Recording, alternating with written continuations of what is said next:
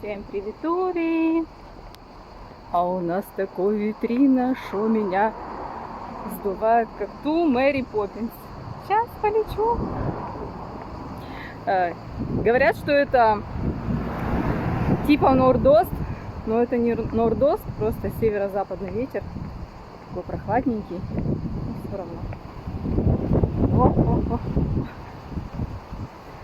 Сейчас полечу.